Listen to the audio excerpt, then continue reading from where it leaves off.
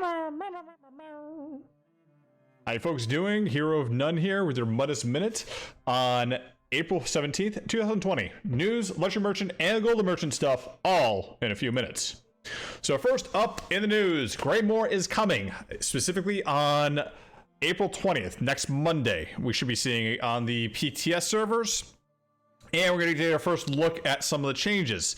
So, with the PTS, there is no NDA this time. It's free to everyone to go in. You're going to be able to download the PTS, and it's going to copy over North American characters first. Next Monday, we should also see the patch notes, which are rumored to be about 50 pages. So there's a lot of changes coming in with that. Also, with Update 26, we're going to have several combat changes. It's going to include vampire and werewolf updates. It's going to have a few more changes to the standardization of different items, including monster masks and shoulders. There's going to be some functionality adjustments, damage values, triggers, cooldowns, and synergies. So folks that are having issues with synergies not working right now, several things are going to change with that. They're also going to continue with some of the itemization changes to add in a perfected Vetra Maelstrom and a perfected Dragonstar Arena weapons. These will not update from the ones that you already have. But this does mean that if you run normal, you're able to get a blue copy of it at a lesser value. So if you're not quite good at Maelstrom Arena right now, you can still get what the considered meta is. And for your folks who are already good at it, well, you're going to have a chance to get a perfected one as well. In addition to that, for PvPers, there are changes coming up to critical resistance. They're going to add in a baseline critical resistance. They're reducing the healing taken by 60% over 50%, and other good things like that. So we're going to see a lot of this stuff coming up on Monday. Very interesting. I'm looking forward to see the patch notes myself and going hoarse as I try to talk about all of the changes in there. Let us take a look at the luxury merchant for today, shall we?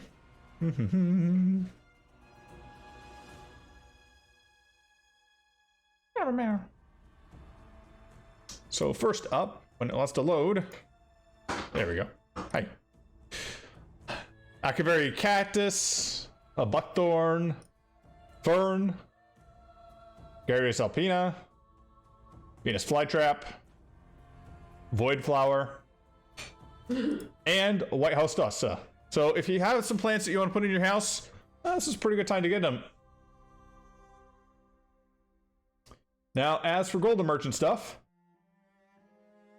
Ring of Fire, weapon damage, stamina, critical, and when you do damage with the weapon, you have a 20% chance to do an additional 4,800 flame damage. Concur once every 2 seconds.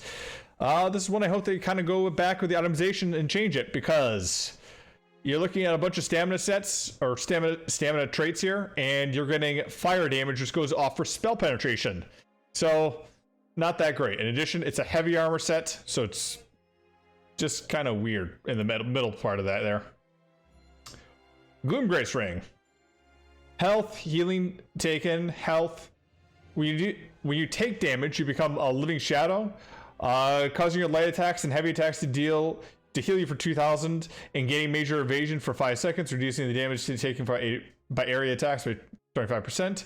That can occur once every 15 seconds.